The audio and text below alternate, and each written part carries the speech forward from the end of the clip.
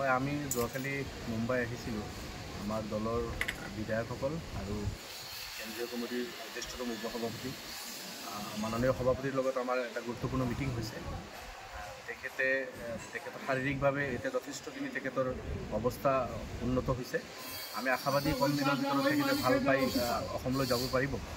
আৰু আমাৰ যেহেতু কিছুদিন আগত কাৰ্যকৰী কমিটিৰ মিটিং এখন আছিল গুৱাহাটীত, আৰু তাতে কিছু পৰামৰ্শৰ সিদ্ধান্ত হৈছিল আৰু সেইখিনি মাননীয় সভাপতিৰ লগত আলোচনা কৰি সেইখিনি এপ্ৰুভেলৰ কথা আছিল, যাৰ কাৰণে আমি আহি যোৱাকালি গোটেই দিনটো মিটিং কৰিলোঁ আৰু খুব ভাল মিটিং হৈছে।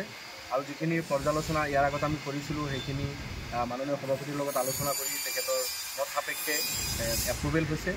আৰু তাৰ ভিতৰত বিশেষভাৱে আমাৰ দল অহা নিৰ্বাচনত শক্তিশালীভাৱে আমি অৱতীৰ্ণ হ'ম আৰু গোটেই অসমত আমি ইলেকশ্যন নেখেলোঁ। আপোনালোকে জানে 35 প্লাছ মাইনাছ 2-4খন আসন প্লাছ মাইনাছত আমি নিৰ্বাচন খেলিম বুলি ইয়াৰ আগতে কৈছিলোঁ।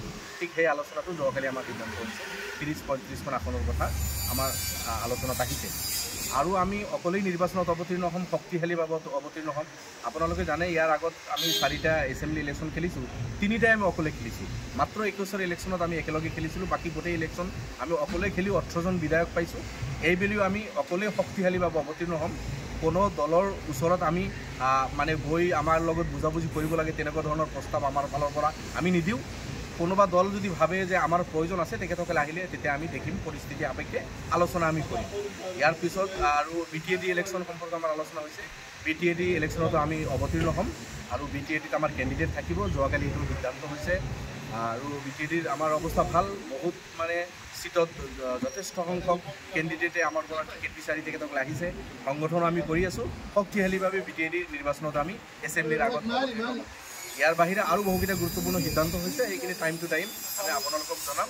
তো যোৱাকালি মাননীয় সভাপতিৰ লগত আমাৰ বিধায়কসকল আৰু দলৰ কেন্দ্ৰীয় কমিটিৰ বিষয়ববীয়াৰ আৰু তেখেতৰ লগত যিটো মিটিং আমাৰ হৈছে, বহুত ফ্ৰুটফুল মিটিং হৈছে, বহুত ভাল মিটিং হৈছে।